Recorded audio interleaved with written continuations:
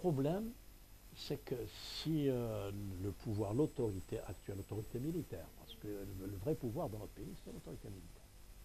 Et je comprends aussi que l'autorité militaire pense à sauvegarder la stabilité, etc. Je ne fais pas de procès d'intention. Donc si l'autorité militaire persiste, il y aura un grand problème. Parce que quand on voit ce qui se passe dans les rues le vendredi, on se demande qui va aller voter. Parce que ceux qui vont voter, ils étaient là. Ils sont dans le Hirak, dans toutes les villes d'Algérie, on les voit. Deuxièmement, si ça continue de cette façon-là, qui va se présenter? Parce que le premier candidat qui se présente, il est grillé dans la population qui marche. C'est-à-dire en fait le véritable peuple. Je ne vois pas le peuple céder sur sa revendication essentielle qui est la période de transition politique. C'est-à-dire faire transiter hors système, parce que ce qu'on nous propose, c'est une transition intrasystémique, donc transiter hors système, je ne le vois pas céder sur ce point-là. Même s'il y a de la répression, comme c'est le cas. Alors, ce qu'on nous dit, l'argument qu'on nous avance, mais l'armée avec qui va-t-elle négocier? Il faut que le Hirak sécrète, pour employer le même mot que j'ai déjà utilisé, ses responsables, ses leaders, ses projets, etc. Sur ce plan-là, par exemple, je fais un mea culpa, j'avoue qu'au départ, effectivement, pour moi, c'était une condition préalable. Négocier avec des gens, mais le Hirak a très bien compris, en tout cas, ceux qui pensent au sein du Hirak, les stratèges, savent qu'on ne peut pas faire sortir des leaders avant que l'armée ne vienne s'asseoir à la table. Le Hirak il dit, si l'armée dit, moi je veux effectivement discuter, nous allons faire exactement ce que vous voulez, à ce moment-là, le Hirak va sortir ses leaders. Ceux qui ont émergé du Hirak, ils ont tous été arrêtés. Les Boumala, les Tabou, les Belarbi, ils ont été arrêtés. Donc le Hirak, il met la pression sur les autorités pour leur dire, moi je ne céderai pas, maintenant, si vous voulez, asseyons-nous et discutons. À ce moment-là, il y aura des gens qui vont surgir du Hirak. Et le Hirak peut déléguer un directoire national de transition. Et l'armée doit aider à l'émergence de ce directoire et se mettre immédiatement sous son autorité. C'est la seule façon pour l'armée de travailler en toute légitimité et que ça ne passe pas pour une confiscation du pouvoir politique par les militaires.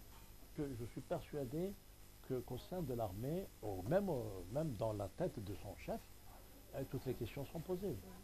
Les questions seront posées. Et que tôt ou tard, on viendra vers une attitude médiane. Parce qu'on ne peut pas organiser des élections. Les conditions ne sont pas réunies pour organiser des élections.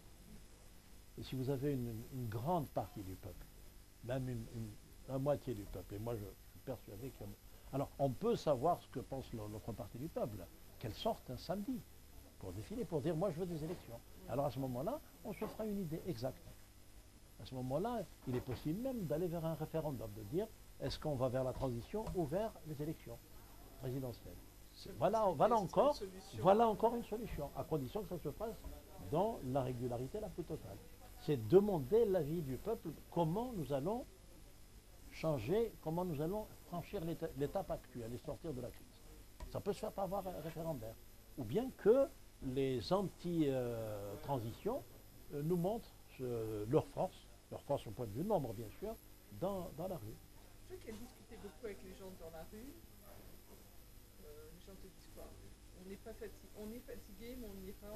Ah oui, non, ils ne disent même pas qu'on est fatigué, on ira jusqu'au bout.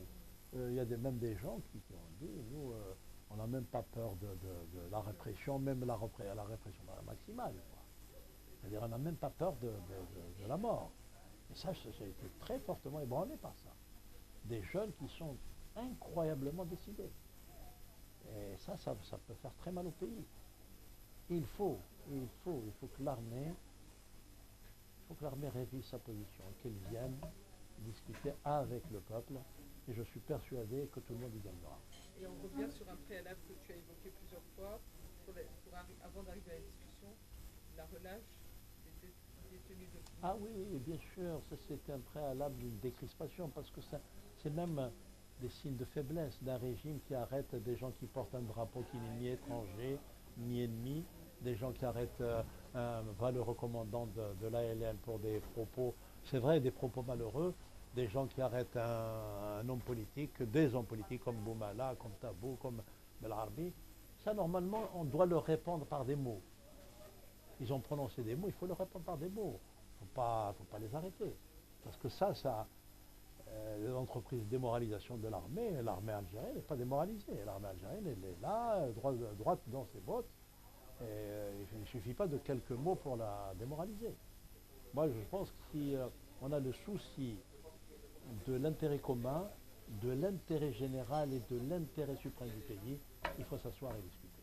C'est pas possible de s'entêter comme ça. Parce que par la voie des urnes, de toute façon, le peuple décidera. Non, non, non. C'est le peuple décide dans la rue. Il dit je vais pas aller, je veux pas d'élection et il le dit. Il est là. Alors je vois pas comment on peut aller organiser les élections.